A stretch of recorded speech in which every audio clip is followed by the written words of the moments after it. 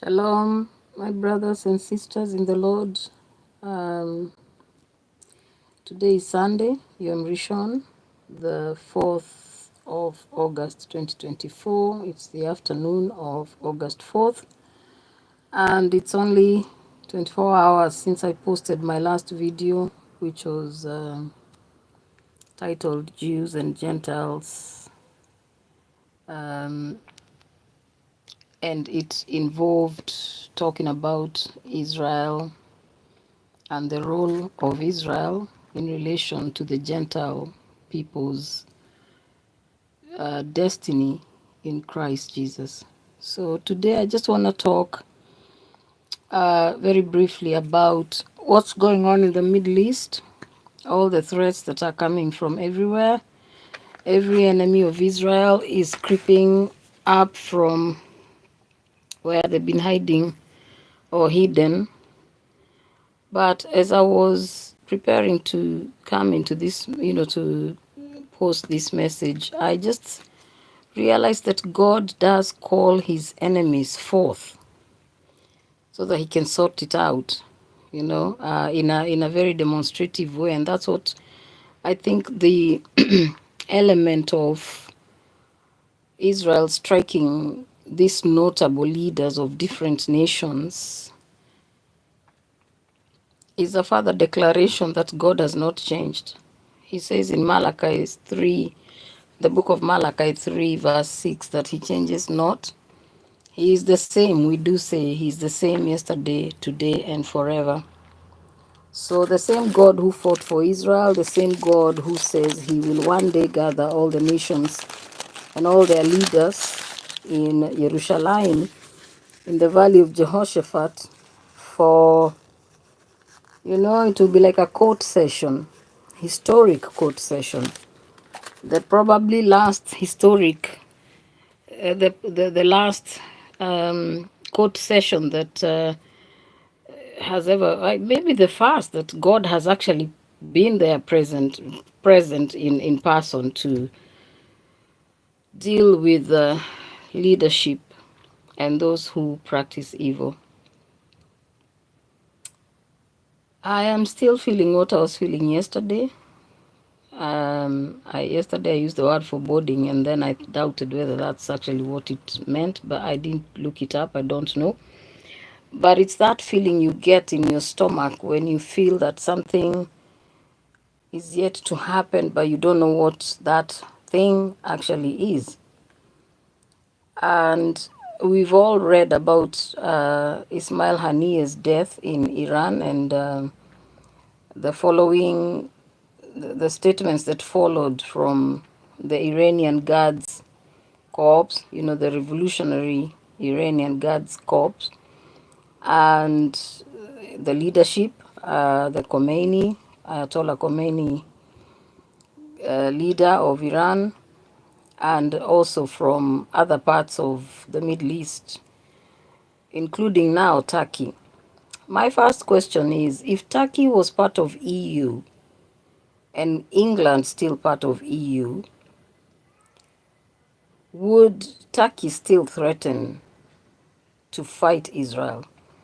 Or even if after Brexit, if Turkey had been allowed to become a part of the European Union, would they still be attacking or threatening to attack Israel on behalf of all the terrorists from the Middle East?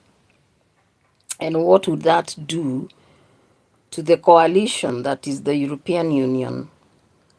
I don't have an answer to that yet, but maybe because of NATO and other things, they will probably not directly raise their hand and go straight to Israel to oppose them as they're supposing they will do now, because Israel, one, is not from Europe, although she somehow manages to get herself into things that are primarily for European countries, like the musical playground that is usually held every so often, and where an Israeli singer was booed recently. But there are questions we all are entitled to pose questions on whether Israel is doing the right thing to strike these leaders across Europe. And some actually, I believe, will be um, this is, I'm not saying this is God, because it just occurred to me. This is how Israel would work. If I was the leader of Israel, this is how I'd work. I wouldn't just strike the leaders in the Middle East. I would strike other leaders somewhere else. If I was the leader of Israel, I would say, go after them wherever they are. It doesn't matter which nation or underground tunnel they're in. Go follow them in Africa, go follow them in the US, go follow them wherever they are. Because they do plan evil and raise money for evil, for horrible activities against Israel from wherever they are. So if they're in a council flat in London, follow them wherever they are.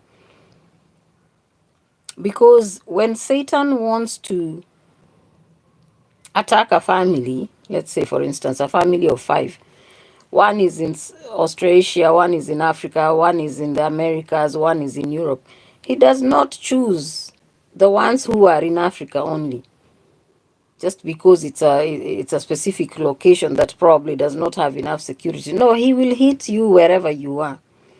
So in this case, I believe that the God of Abraham, Isaac, and Jacob has given Israel the ability, if they listen to God especially, because they should be able to pinpoint exactly where the enemy is. This morning, the Lord was reminding me about what happened with Elisha the prophet, where those who were after him would be struck with blindness, and he has to lead them out towards Syria, Damascus, you know.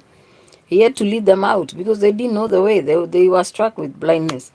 So God is able to strike someone wherever they are. And so is Israel, and so is Kenya, and so is any other nation. There are many people who have died in many different nations, and nobody knows why they died. But the governments know. And it is the duty of a sitting government to take care of its people first and foremost, before anybody else. Whether their cousins live in Iran, but they live in England, they will take care of those who are in England first before they take care of the next person, in spite of who those people are in relation to their genealogy or stuff like that. Because as adults, we all have a choice as to what we do. So these fools who allowed Hania to sleep in the same guest house every time he visited Iran, which was 15 times. How can you even blame Israel?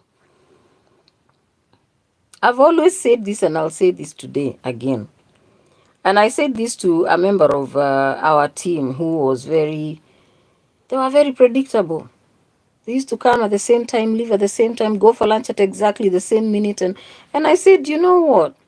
You're the way you do things makes me very nervous, because it always reminds me of this Italian, I think he was a designer of some, I can't remember what his name was, years ago. I was very new in this country when he was killed at the doorstep of his house as he was leaving.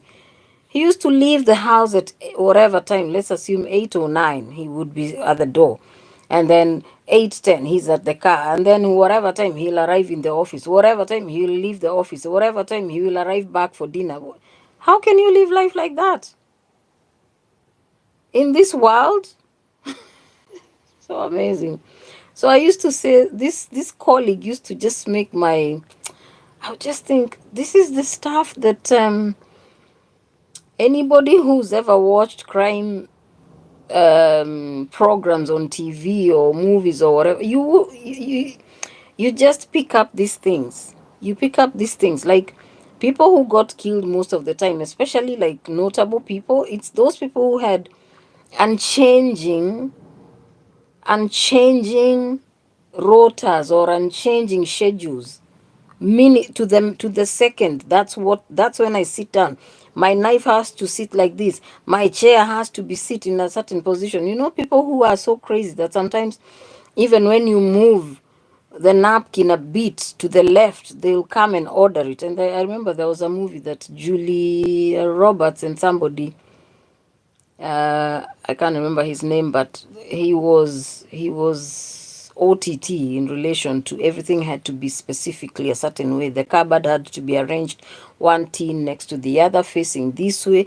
They can't towels. He would come into the toilet after Julia Roberts had maybe wiped her hands in the bathroom, and he would come and push it just a centimeter because it's sitting slightly off.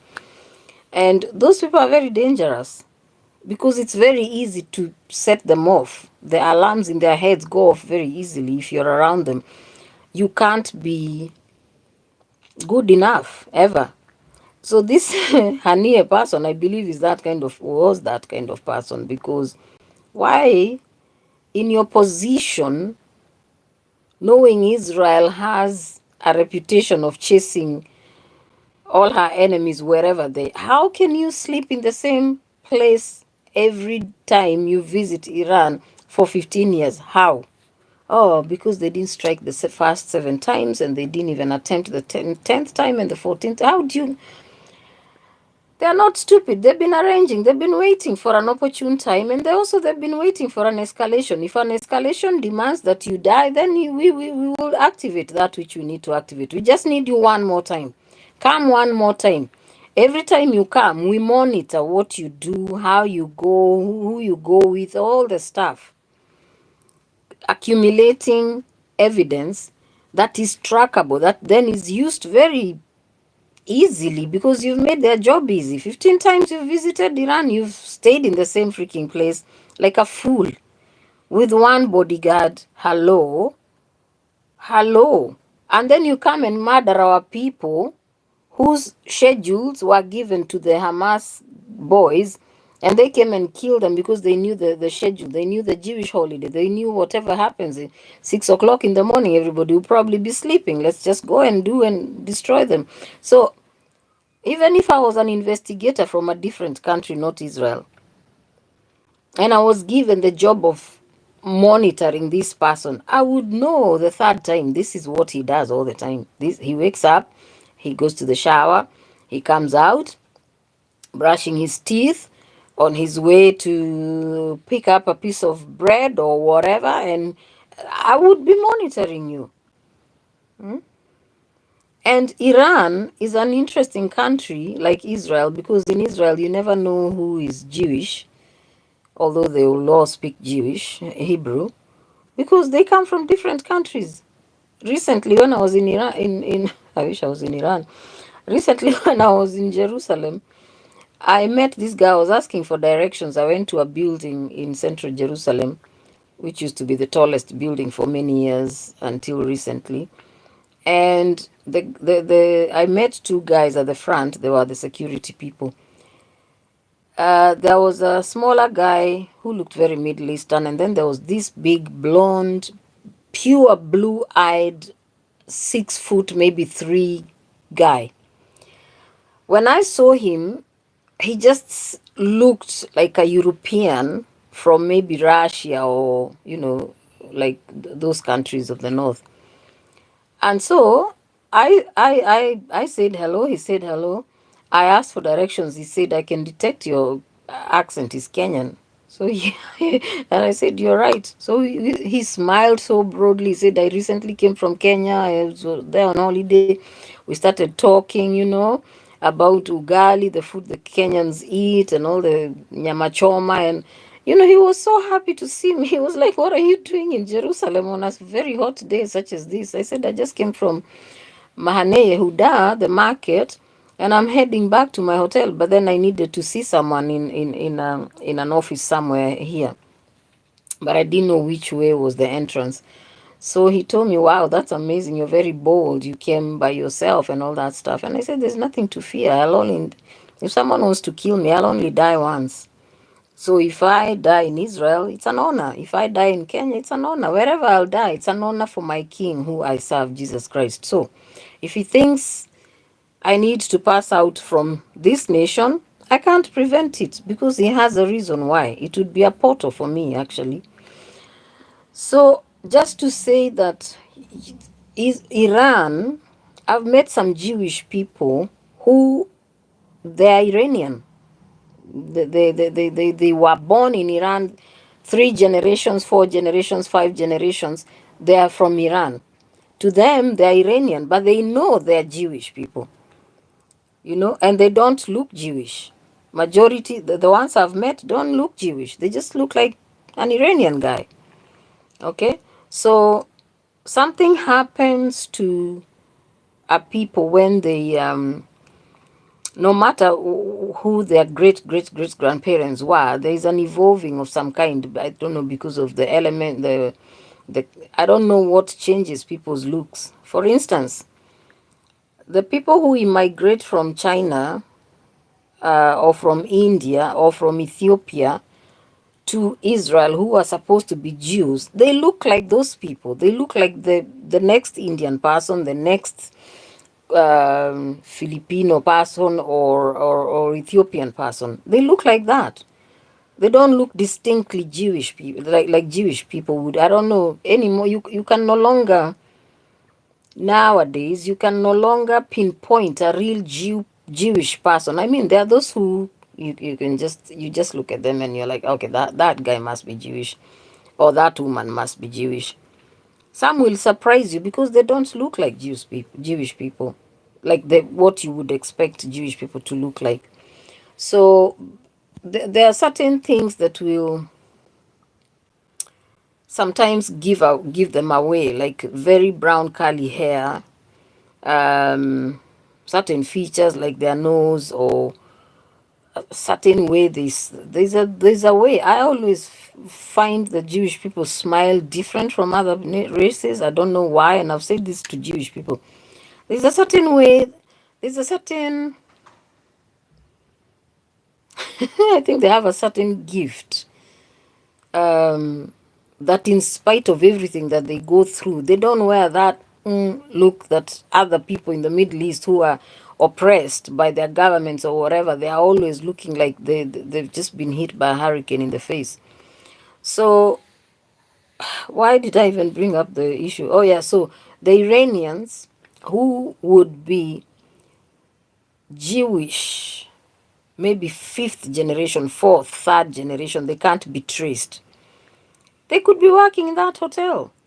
They could be working in that guest house for the last. My father worked here. My grandfather worked here. He started working here as a boy in the 1902. And so we are fully Iranians. We have Iranian names, Muslim Islamic names. So we are Iranians. But who knows? Maybe not. Maybe they are not Iranians.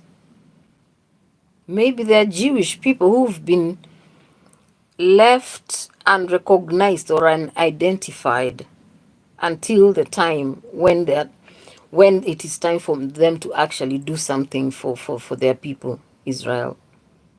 The other example would be they are not Jewish, they're Iranian sympathizers of what is going on in Israel. Because there's always going to be a Darius in your midst who, when you as Daniel are thrown in the pit of fire, in the lion's den, they will come very early in the morning to find out whether your God, O Daniel, delivered you from the lions. Because they have been waiting and praying for you to be delivered from. Let your God make himself known as the God of Israel. So within each one of us, we'll have to choose at one point or the other. Who, one, we choose to worship, and two, who we align ourselves with. Who are our alliances? Who are the friends of God that we want to stand with? We can't, God does not do yo-yo thing. He does not, there's no negative, positive, and between the negative and positive vibe. There is nothing like that in God. It is either you're negative or you're positive, or you're with God or you're not. You're with Satan or you're with the kingdom of heaven, or whatever it is very, very clearly defined. God said in his word in the book of Revelation, he hates it when we are lukewarm.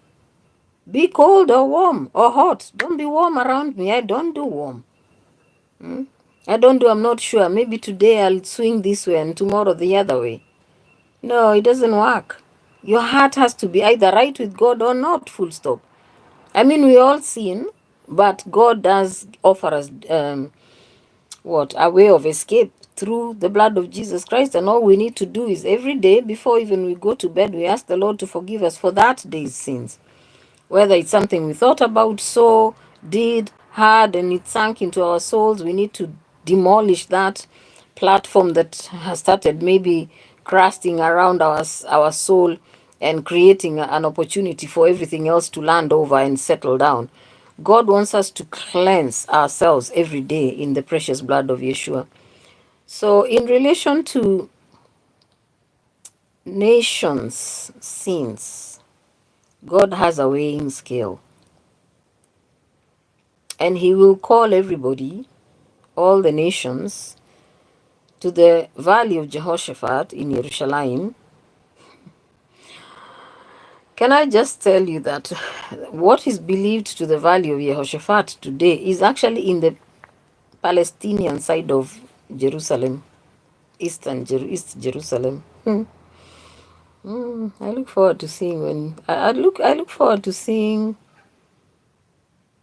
the shock on the kings that God will bring there for judgment when they discover it is not on the Palestinian side. So when I read stuff that the UN Security Council and other UN bodies and um, the Hague Court calls the policies and practices of Israel in relation to Palestine and Eastern Jerusalem, I'm like, oh Lord, here we go again. They still don't get it. I'm not God, so I'm not as patient as God is in relation to these things that are going on. Seriously, I'm not. I get so frustrated that there is clear evidence Jesus was not Turkish. There is clear evidence Jesus was not Arabic, because Turks are not Arabic. They are not Arabs. Iranians are not Arabs. Like, why don't they even say Iran is smarter in that regard? They don't want to be related to Jesus. They don't even want to be named next to Jesus. Huh? But the Palestinians would want Jesus as a prophet, full stop, so that they can then elevate Muhammad over him as the God, the supposed God, who is actually a minor prophet, a good man. But Muhammad and his Allah are the greatest. My soul, there's still this quietness within it. And I remember right now Psalm 42, the disquietness that is within David. He's asking himself, he's asking his soul, why are you like this? Why is this water not settled? But I can also answer myself through David's eyes. I can trust in the Lord, but I don't want to be stupid enough to not see what is going on in the natural realm. The burden of Israel is strong. I know people in Israel.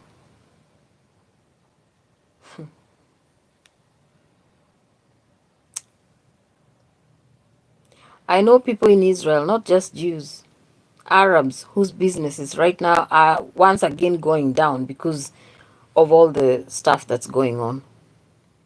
They will starve. From Bethlehem and elsewhere, who used to depend on coming to Jerusalem to do business or to actually support others to run businesses. They won't, because people are not going to be taking aeroplanes now to fly into Israel because we love you so much, Israel. We've come back to see where Jesus walked. In May, it was bad enough. We are in August now, and now Iran has come back into the ring with Hezbollah and Houthis who have started throwing, releasing missiles into Israel, sending missiles into Israel, Tel Aviv from down in Yemen. No Christian person, apart from the very spiritually connected ones, if you hear from God, you will go. If you hear from God clearly that God is saying to you, walk into the storm, you will go because you want to do what God is doing. But if you don't hear from God, you just, I love Israel the way I love Israel, and you want to go just because, like right now, honest to God, I'm reading the news and I'm like, oh my God, I just want to be there and encourage them.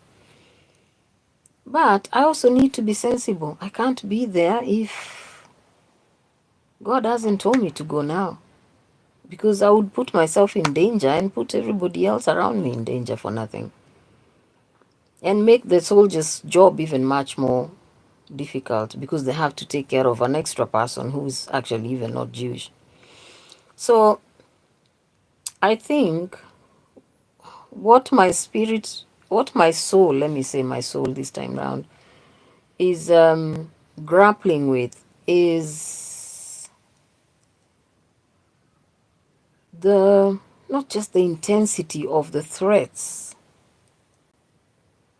where we will sit and watch our TVs, in my case laptop, because I hardly ever go downstairs to watch TV, and see projectiles coming from every corner, from the Houthis in the south, from the Lebanese, from Iran to the east, from Damascus as well, if they wish to join the club, and from wherever else, and from the west, with the Gazans, they will be re-energized. And only yesterday, the IDF found out more tunnels, like in the Philadelphia, Philadelphia, that highway of supposedly highway of love and peace, Philadelphia. So it means Egypt has known all along what has been going on, but dared not say anything. So can you imagine a situation where Egypt joins the crowd to fight Israel?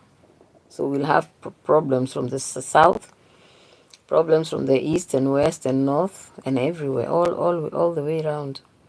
But I thank God for the US, although the leaders in the United States don't really like Netanyahu as a person. At least they're sending warships and other military stuff, war-related stuff, to try and maybe just quash a bit of, like become like a bumper for whatever would happen. And now, as I think about it, I'm just wondering how Gazans expect for Israel to continue thinking about their food and their water and their whatever necessities they need, while if there's a full-scale war. I wonder why the leader of Hamas, Yahya Sinwar, why doesn't he send his clowns with food to bring up out of tunnels to his people?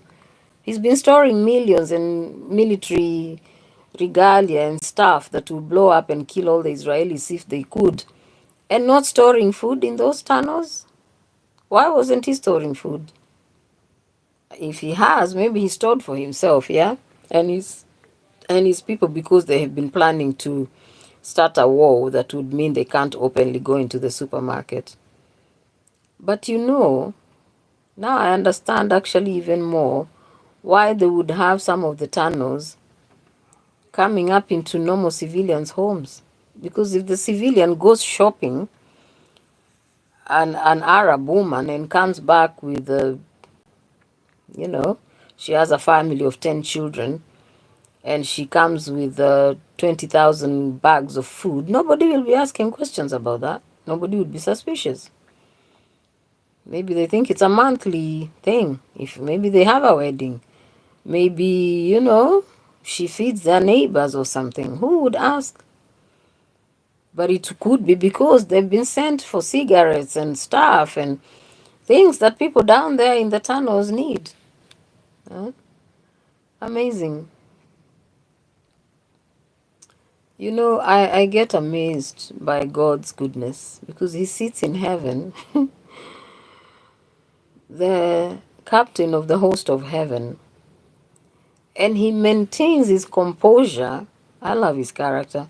He maintains His composure, He remains patient, loving them, wanting them to know Him, wanting them to hear Him, wanting them to follow Him so that He can give them a better life with zero strife, zero competition with Israel, zero desire to destroy the Israeli nation, zero desire to appear in the world stage like the victims, while also being the heroes of, temporary heroes who are forever victims.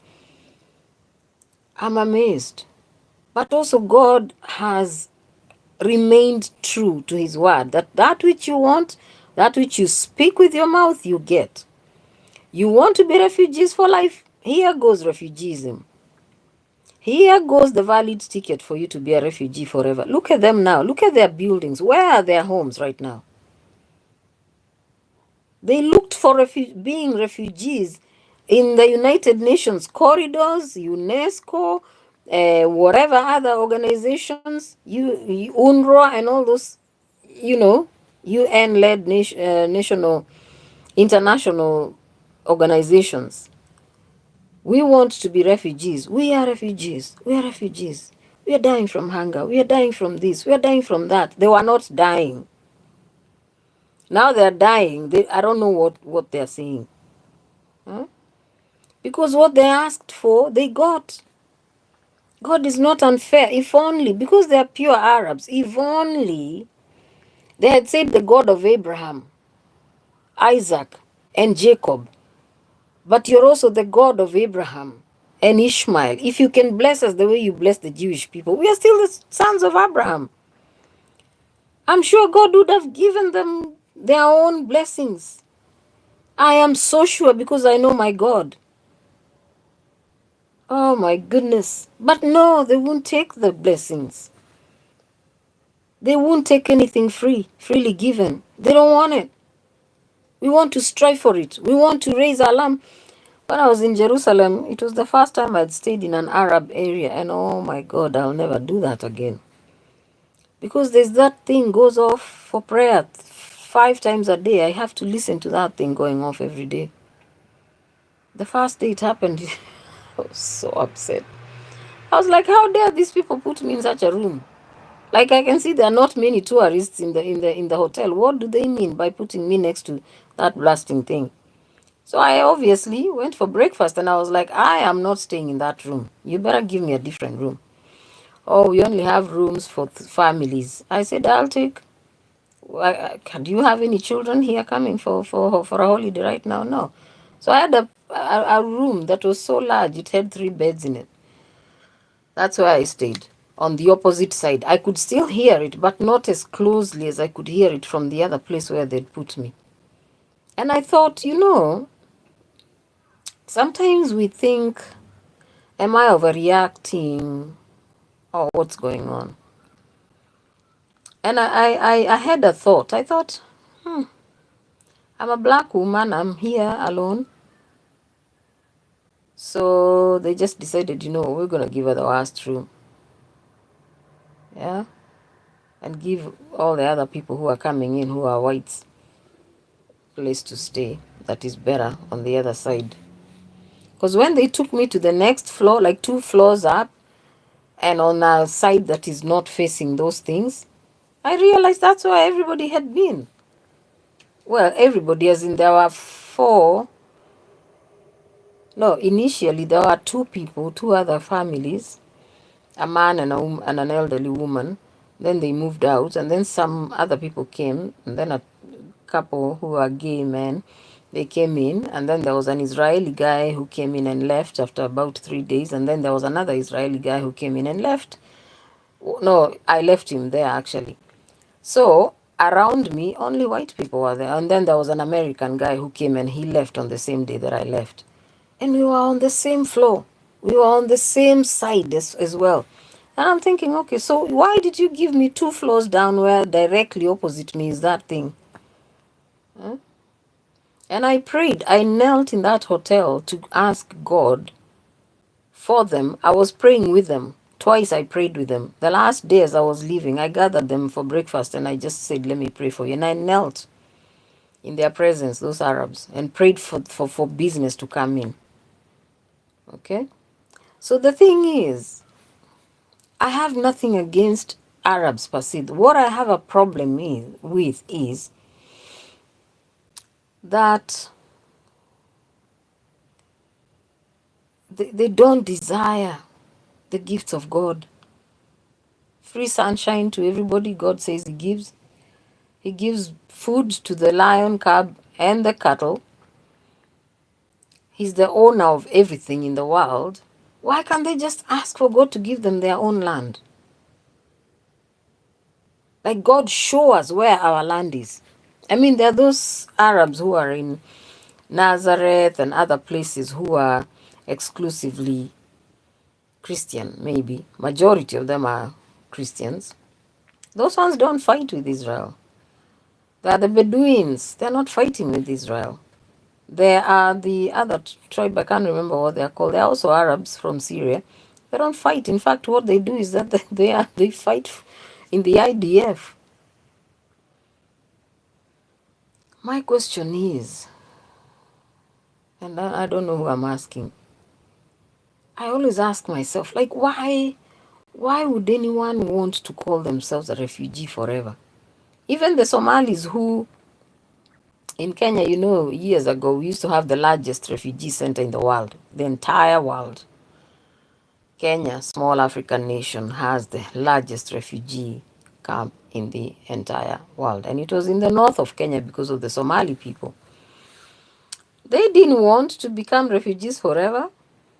They didn't. Until Kenya decided to close that place down. They were moving around and building places, and most Somali people that I've met in England, they tell me they went through Kenya. Majority of them speak Swahili. Somali and Somaliland, people don't speak Swahili as the national language, they speak Somali language.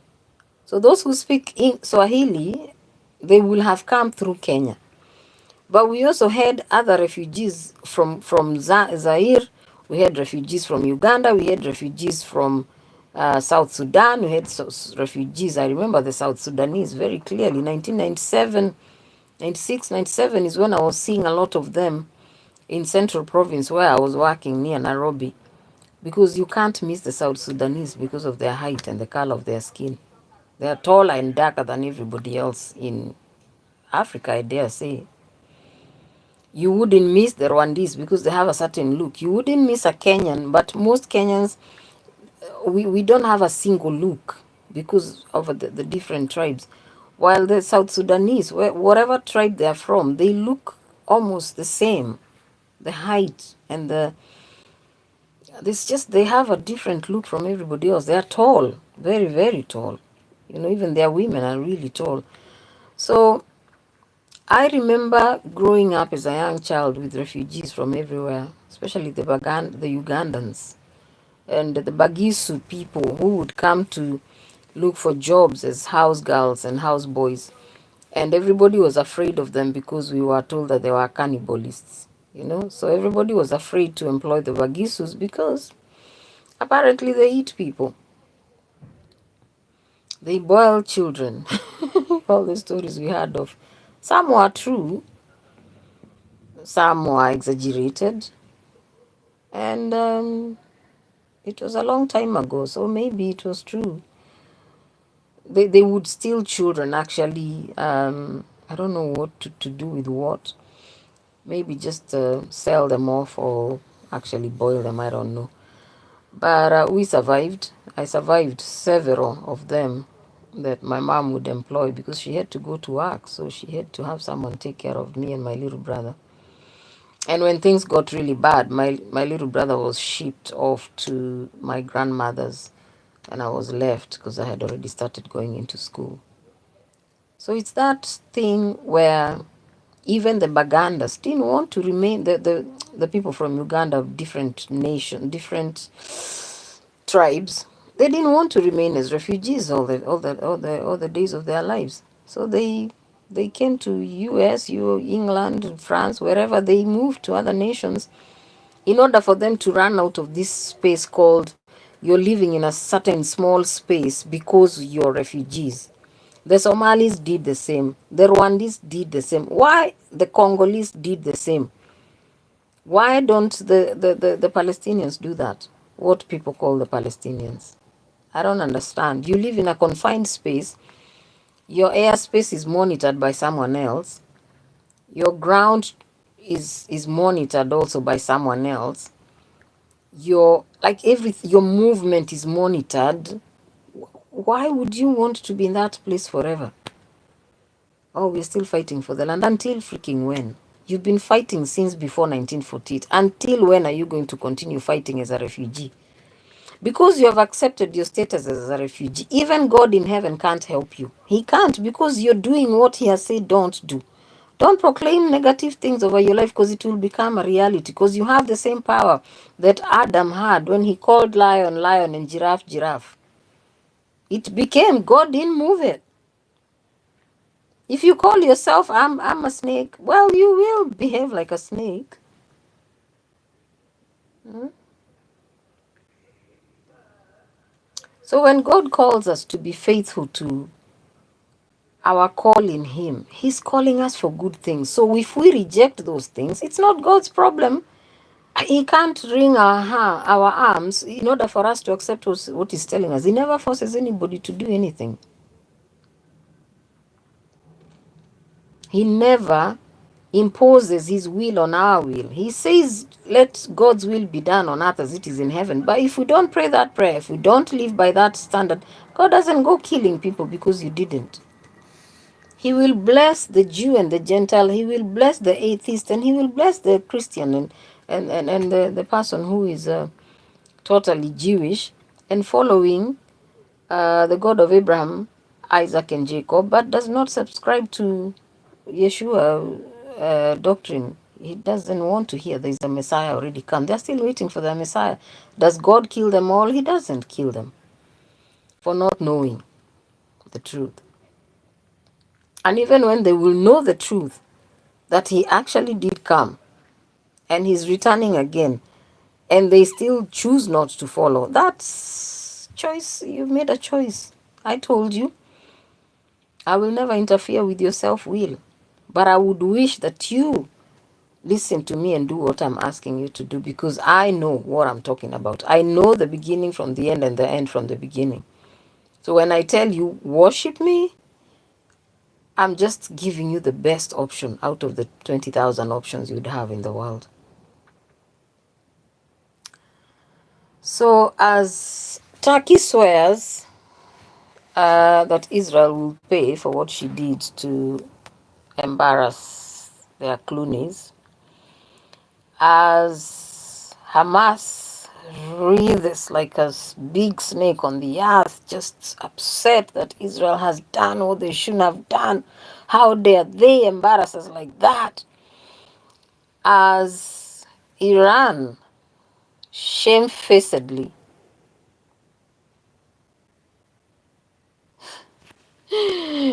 shamefaced that they have the security guards called revolutionary, which means they're the bored boys of Iran, the presidential and other types of like military CSI sort of, no, not CSI, CIA or FBI sort of spies and special forces, what do you call it, security service, that all that has failed. How on earth? They're scratching their heads. How on earth? And they're so clueless, they can't ask themselves, is God allowing this thing to happen? Our God. They're still saying Allah is the greatest.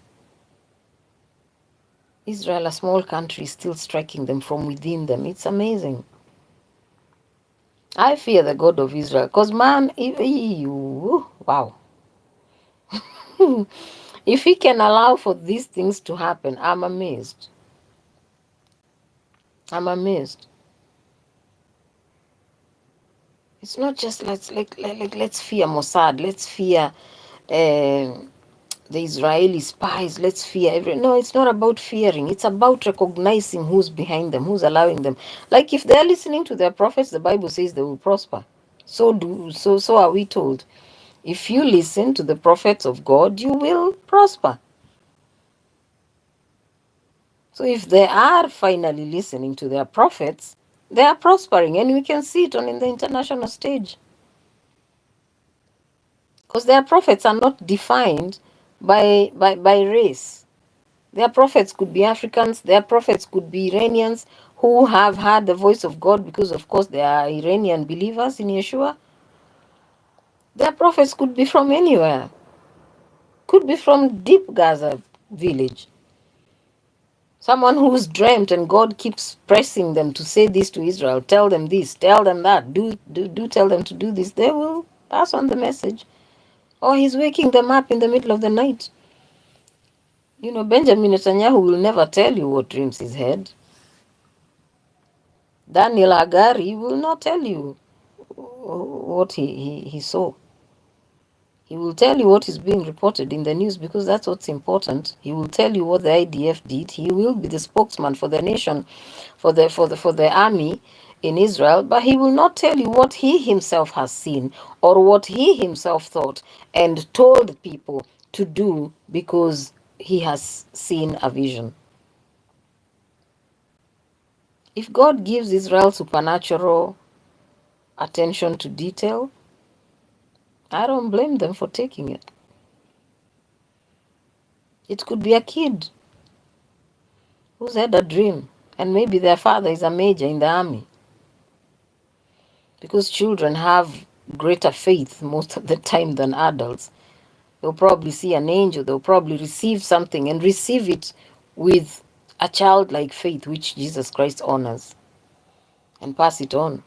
How many children did I see with their papas and mamas in Israel, with their fathers who've just come for a break and they're probably heading back and they've got this massive gun and their daughter. I saw a father and a small girl. I was like, no nation needs to go through this, honestly. A young dad, he and his daughter, small girl, like 4 years old, in Jerusalem, and we just like there's a place where they sell ice cream and chips and stuff, a big square. You just watch school children coming in, Jewish school children who are I think they were coming from other cities of Israel and being brought into Jerusalem for whatever reason. So they were going around with their tutors, and then out of the crowds, I just noticed this dad and his daughter. Just the two of them. They're just walking, heading somewhere. And then I saw another one at the airport, another young father, and his maybe 8 or 9 year old son at the airport at McDonald's. I just sat eating there and watching them. The father he was on his phone the whole time. The son would say something to him, he would look at his son, answer it, tap him on the shoulder, like a buddy across the table. They had this connection, but the father had a gun, like massive gun, the type they carry, all the soldiers carry in Israel. Massive guns, they're massive, and you can tell it's loaded. And I'm thinking, wow, that thing is not there for sure. It's not an empty magazine. He doesn't have time to go through because it was like because it was so hot. Most of them were wearing like really shorts, like shorts you would see sometimes in when people play football when it's really hot. They have like a bit relaxed shorts. That's what they were wearing, and a t-shirt. And then massive gun. You can see it's loaded, and you can see the bit where it's locked, And you just know if trouble erupted here, honest to God, those kids know exactly what to do because they're with their parents who are carrying a live weapon. And then I'm sitting next to, they have an amazing train service from Tel Aviv to Jerusalem and back. And I just go and find a seat um, next to these three young women who are all in the IDF. Everybody is carrying a bag and a gun. And I know I'm used to that view. When I used to marvel the first 2 years when I used to go to Israel, like initially, and I would see 5 feet women carrying a gun. When it's hanging, honestly, it's almost as tall as they are. And I was just amazed. They carry massive weight. And then on top of the weight of the bag, the gun, the weight of the gun. And they're just young women. And I'm like, oh God, please, Jesus, God. Oh God, please remember these people.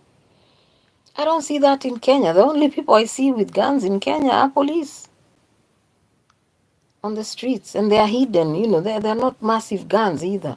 They are pistols most of the time. If they are AK-47s, okay, the other people, yeah, I know. We used to have them in our team when I used to work for the government. They would be standing there with an AK-47 to take care of business if anyone came and started ruffling our feathers the wrong way.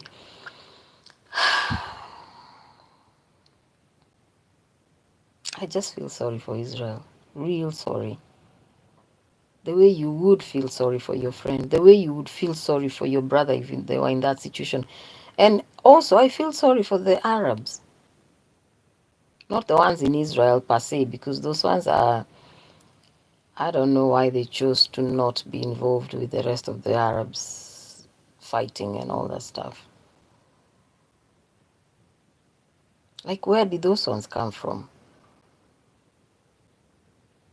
Which ones were pushed to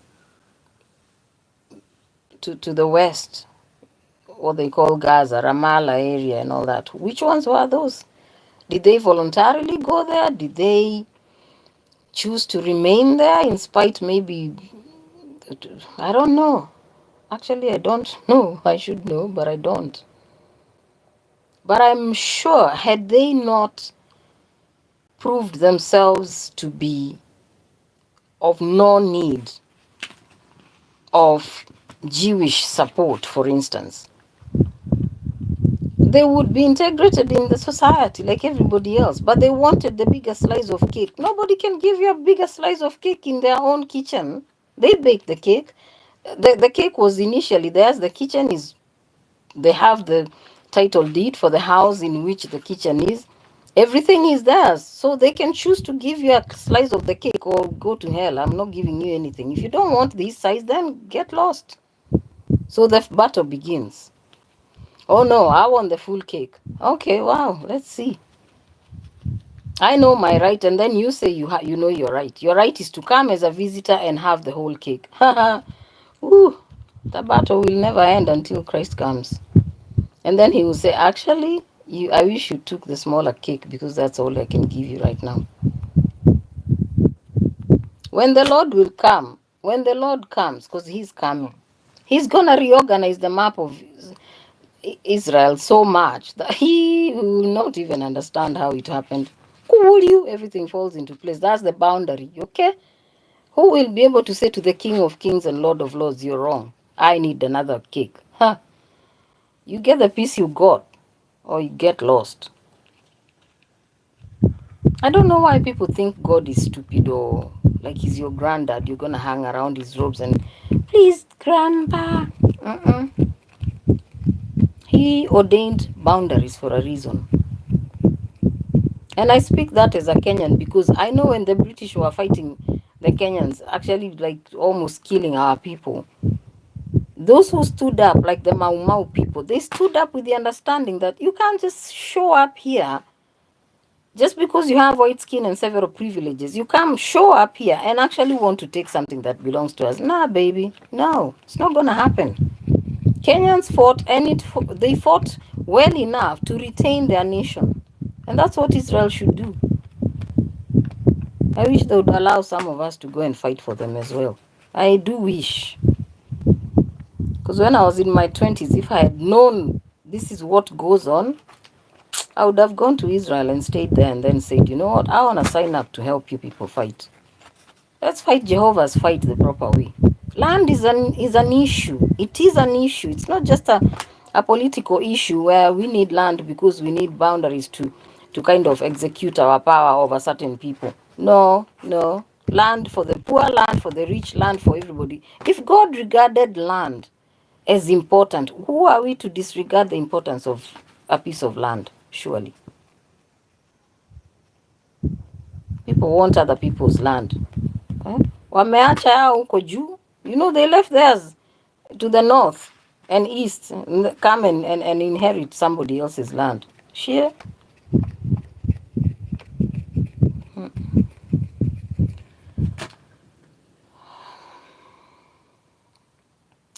You know, Lebanon went and struck the Arabs. Oh dear God. The school where the kids were playing football, they killed more than 10 of them. They're Arabs, they're not Jews. And then they expected Israel to just keep mum because, oh no, those are not Jews, so we're not going to fight. No. Jewish people know how to take the responsibility that is, when they have prescribed themselves, this is what we're going to do. We're going to defend all the citizens of Israel. That's exactly what they do. Unlike some of our Kenyan leaders who don't even know how to protect our youth. Like they can't protect the future. And the parents are also sitting mum and sitting down and saying nothing. They can't even go into the streets to say, if you want to kill our children, kill us as well. Because we're not taking responsibility of what we should be taking responsibility of. All the MPs and other people who swore to God, in God's name, we're going to defend this country. Chatatera, Kira. We're gonna defend. We're gonna, you know, we are. They told sorry stories of their past and how they came out of poverty, and now that they're driving cars and they have mortgages in Nairobi and elsewhere, they can't remember what they said just 2 years ago. They forgot. 2 years ago, they swore to uphold the love of Kenya, the unity of Kenya, the peace of Kenya, the things that God wants Kenya to accomplish. They saw on oath before the Lord that they were going to uphold those virtues. They were going to uphold those principles. They were going to uphold the character of God in Kenya because most of them prescribed, most of them swore they were Christians. Everybody was singing Jesus very happily until they stepped foot in parliament. And then they were sworn in, and that was the end of the story. God help us. Nations that keep their promise prosper. They do prosper. Nations that uphold the word of God, they prosper. Nations such as England, which after they stopped all the slavery nonsense and all that stuff and colonizing everybody, then they became people who actually supported nations, other nations to prosper and be in good health. And they would take certain refugees and they would allow people to come in and develop their talents here and all that stuff and build this nation. God bless them. I don't understand why we think that the God of Abraham is hoodwinking Israel from heaven.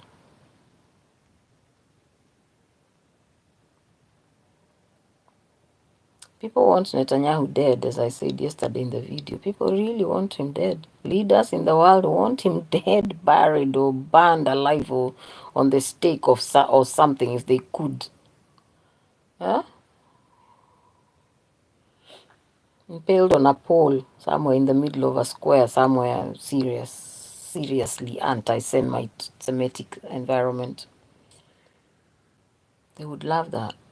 They would love to cut a piece of his body every day until he just becomes nothing. You know how people who have been punished so severely Apparently, they are beaten so badly, and then they are treated and revived, and then beaten again, and pain is inflicted in them all over again. You're revived. They strangle you, and just before you die, they stop, just so that they can repeat the process again several hours later. That's what they would like to see Netanyahu happen to Netanyahu, because they think he's the greatest demon, devil to arise from the world ever. To them, he's worse than Hitler. My prayer to God is to keep that man and remember him when, like, to protect him and remember what he has done for Israel and why. I mean, most Israeli leaders would be on the wanted list of every nation on earth that prescribes to Islam madness, of eradicate all the Jewish people. They would want them dead so fast, but also some would want to see them suffer so much before they died. Even prison would not be good enough for them, apparently. Quick death sometimes would be the best thing, just in case someone from Mossad came and rescued them. This is God's hand. Like the protection of Netanyahu even today puzzles me. Because the dream I had in 2020, it was so clear. It was so clear. He was hidden in an inner place. I didn't even know that room existed, and it was in a house that I was familiar with. He was hidden in an inner place, I know.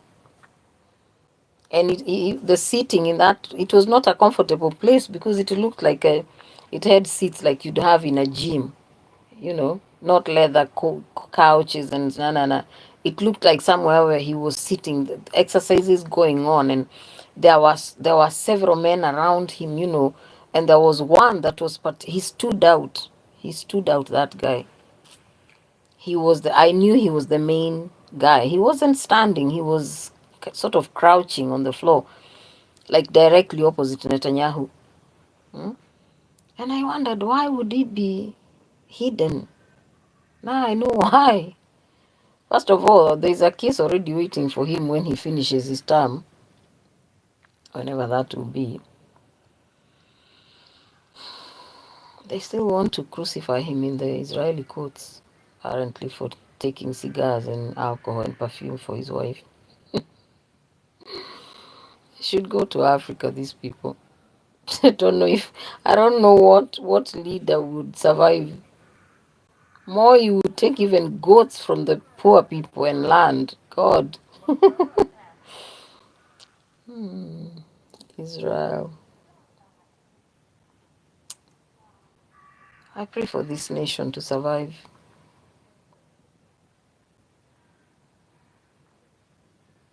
I pray for the angels of God to just kick those, missiles. Just blow them off. Just blow them off. Return them to sender sort of scenario. I don't know.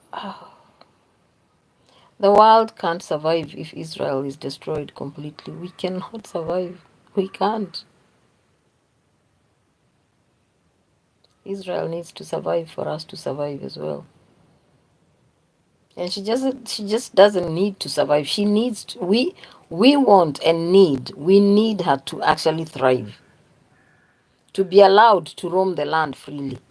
It's the only nation right now that people have to ask for permission to build a toilet next door to their to their you know to the boundary that someone has set there, and they need permission to build a toilet.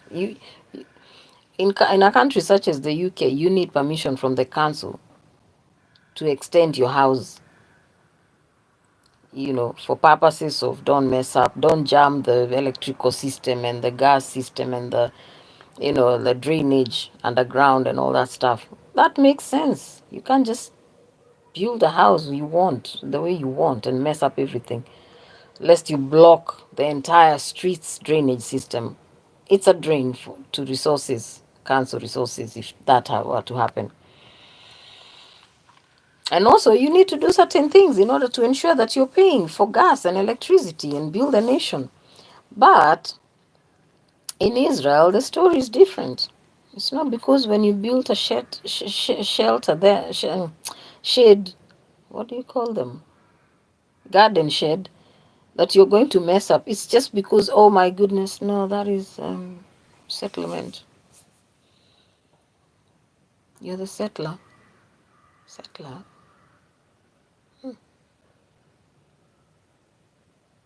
I was listening to preaching this morning, and our pastor was talking about Hannah, the mother of the prophet Samuel, how her voice was not heard. She just knelt there, praying silently, only her lips moved. And Eli, or Eli, as it should be said, the high priest, thought she was drunk. So he told her to put away the alcohol.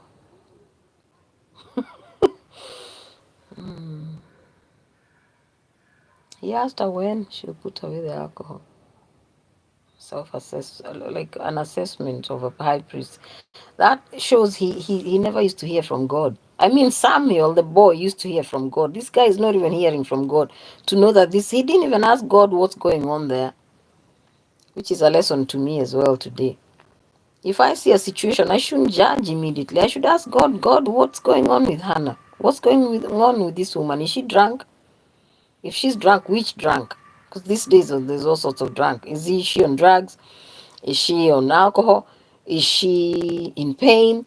Is she drunk from the Holy Spirit? What drunkenness is that? I would ask God, tell me how to deal with her. Like it's early morning, she's drunk. The same way, it was early. Let me see if my battery is dying, because that's what it did yesterday. Got 10%. The same way, the Holy Spirit, when he came down, they were drunk. They were accused of being drunk early in the morning. Same thing with Hannah. They were accused in error. Hannah was accused in error. Their voices were heard. Hannah's voice wasn't heard. And the Bible clearly says her voice wasn't heard. So I dare you and I and everybody who is in the house of the Lord, when we see things, let's ask God first what he thinks before coming to conclusions. What is he seeing in the Middle East right now? I know that I have not felt this from God, that a dream I had 2 years ago about a very, very big ape that was coming from the north. The police were running after it everywhere. I mean, there was like local fencing, the way you'd have like barbed wire and post fencing kind of scenario. But it was in such a large acreage. I knew it's European area. And the police were just following it, trying to kind of, the way you run after goat and sheep, you kind of, your body moves with them. Oh, you stretch your hands, although it's a goat, it's gonna go under your hands, under your arms. That's how the police were trying to do this thing. And this thing was massive. It was just like moving towards the south. It was moving towards south. Yeah, south, and its face was east, facing east. So it was kind of moving, not with his chest forward. It was kind of moving with his right hand side, moving towards the south, while its focus was actually that way, which was east. So I haven't felt that that is the situation we are in right now, but I know that will also come to pass, because God, whatever he says, he does. Unless we pray like Moses, how he would say, God, if you're going to destroy them, just destroy me fast, or something like that. I don't want to be the one who starts a new generation of people in the earth. Can you imagine? Can you imagine if Moses said, yeah, go on? If he had said that, all the history from Adam to that time, more than 500 years, would have been wiped off. So we would have been more than Abraham was 170 or what? If he was 100, let's say if Abraham was 170, I forget how old Abraham was when he died. So there would have been Abraham's generation destroyed, the length of time that Abraham lived on the earth. And then there would have been the time, I can't remember how old Isaac was, and then how old Jacob was, and then plus 400 years. So it would have been more than 900 years wasted. Oh man, that would have been a terrible thing to happen. Wow. I've never seen it that way before. So we would be running late for 900 years, which means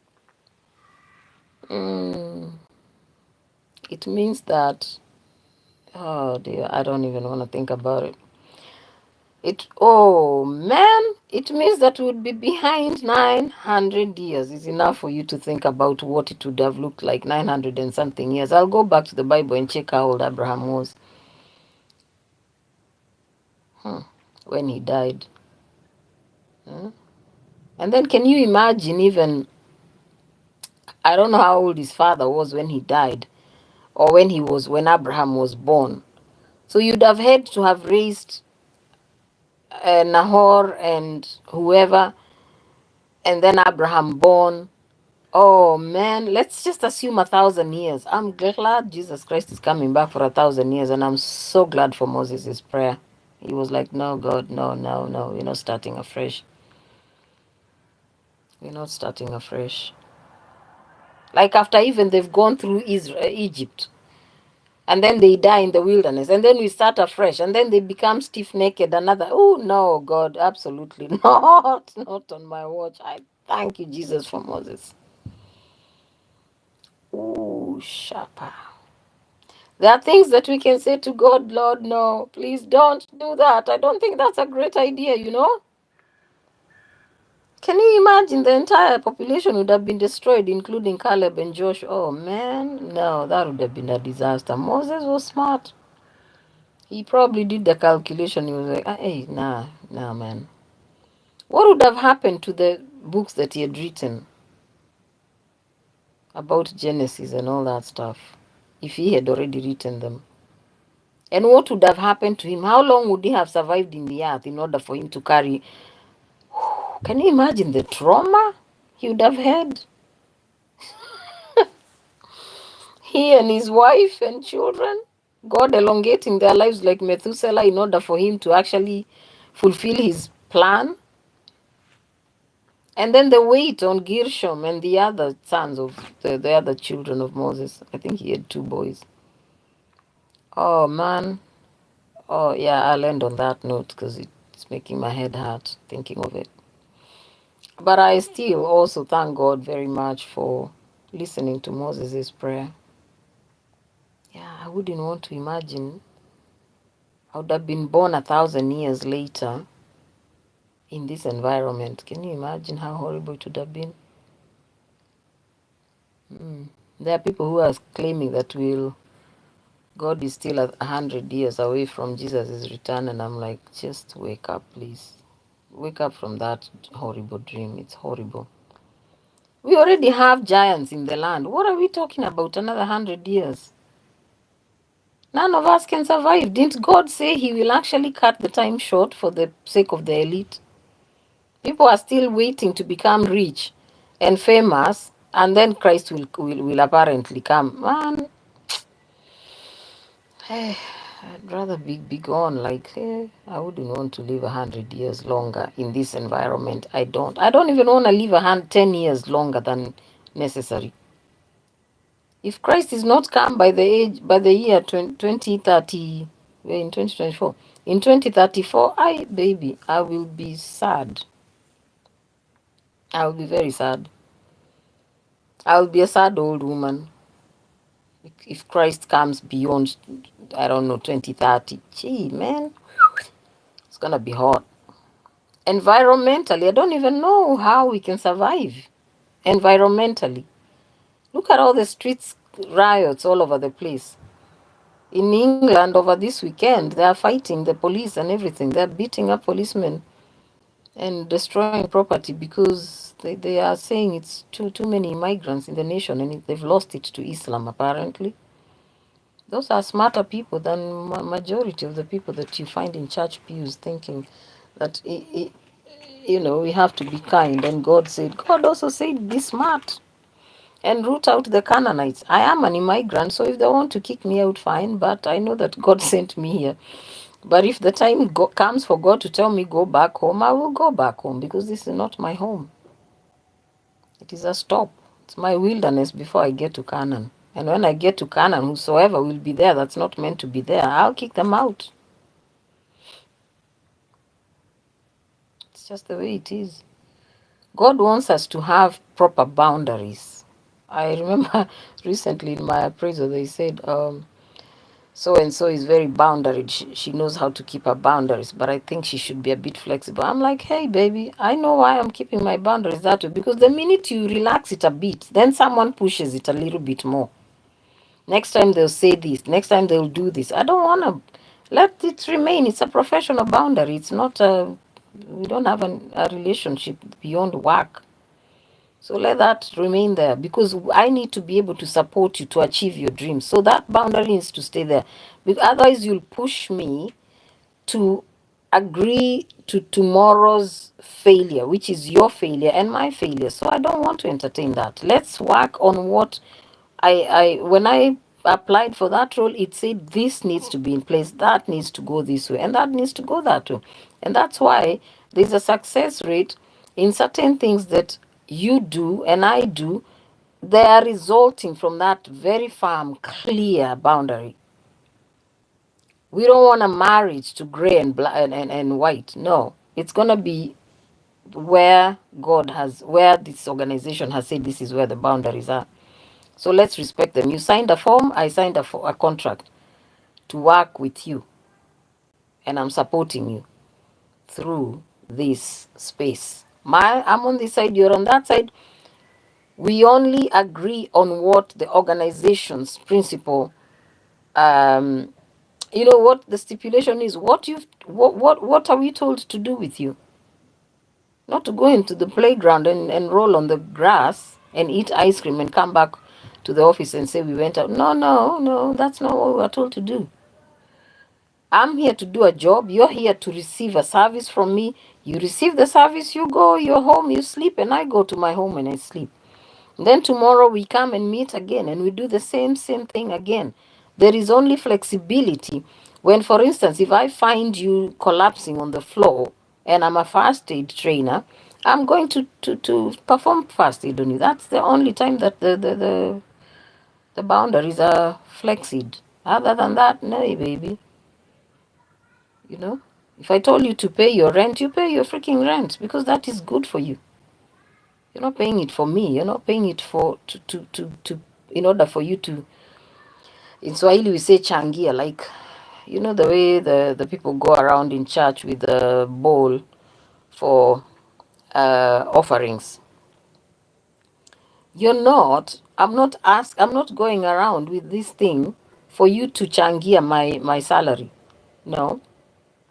My boss has to think about, my CEO and everybody in the board need to work out where my salary will come from, because I have a contract with them. So the same thing with God. God does not want us to keep moving the boundaries, because we are not changiering his kingdom. His kingdom is not built on human flesh and human ideologies and human, inventiveness and stuff. God's kingdom is established in the heavens, and even in the earth, and even in the sea, where his feet are said to walk on the ocean's floor. Can you imagine? Which means if the A23 iceberg that is at the moment going, I don't know, 15 degrees every day in the North Pole, if even God's glory just even passed near that thing, it would collapse.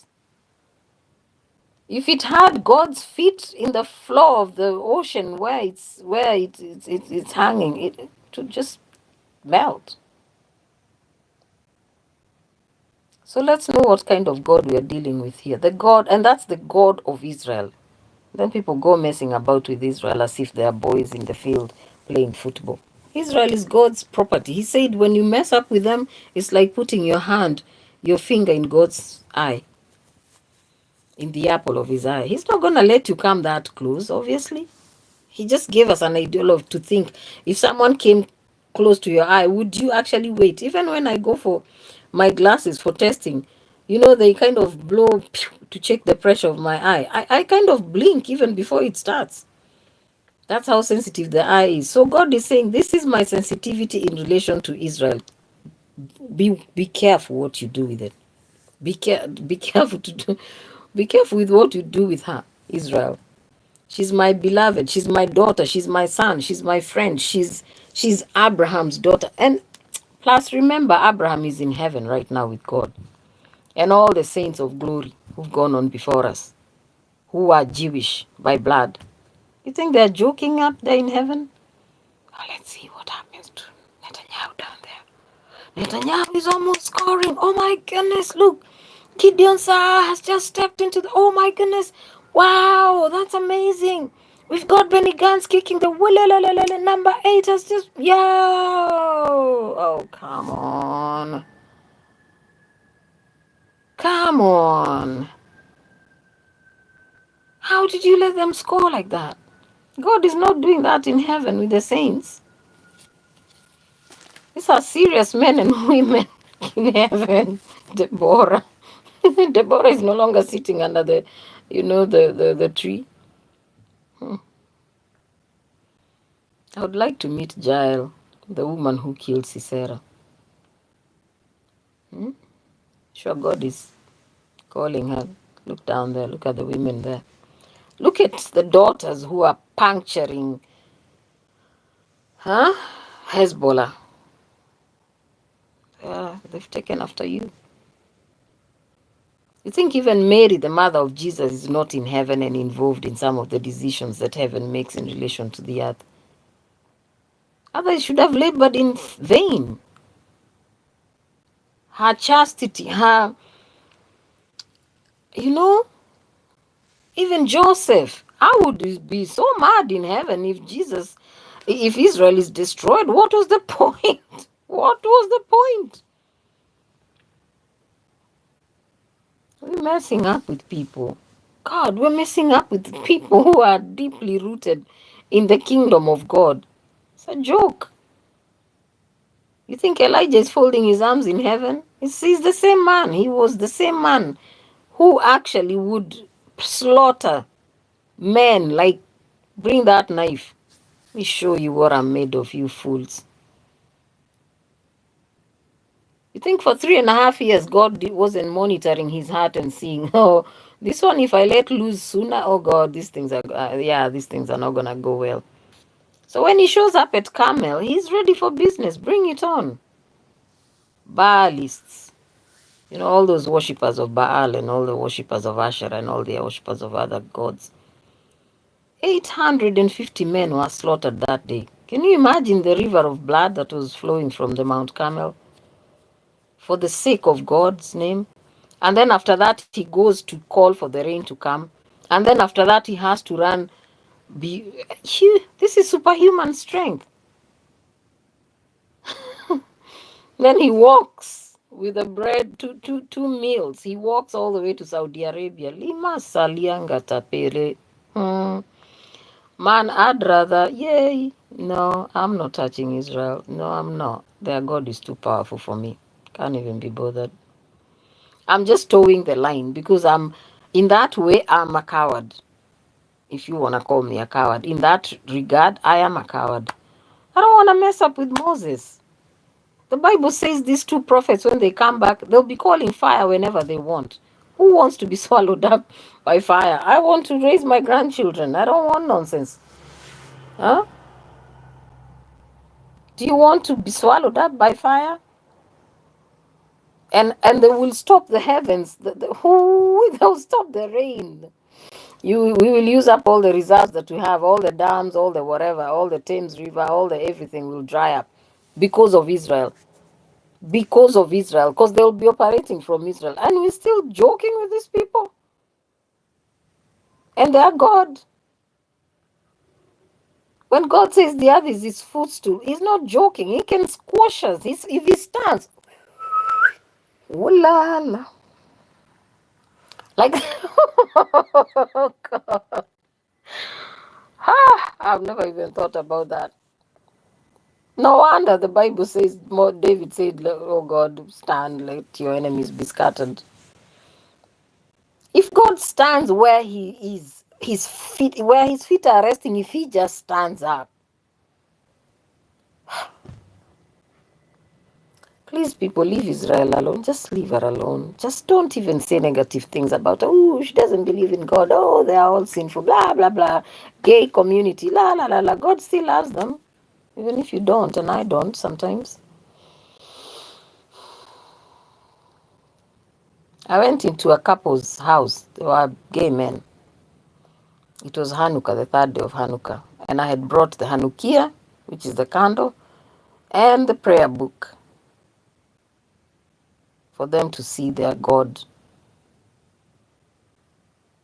I cried like a baby in that house.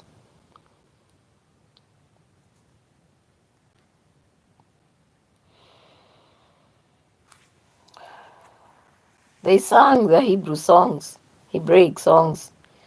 They wore kippas and they prayed from my prayer book. And then after all that was done, they lit the candle and then they went back to being gay.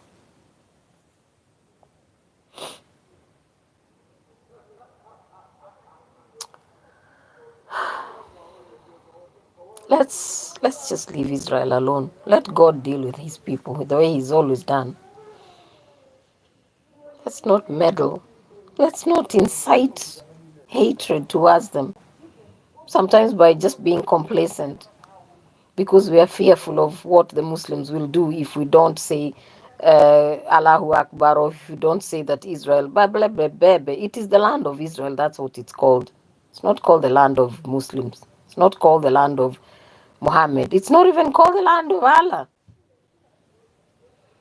Even today, they call it the Jerusalem, the city of the great king.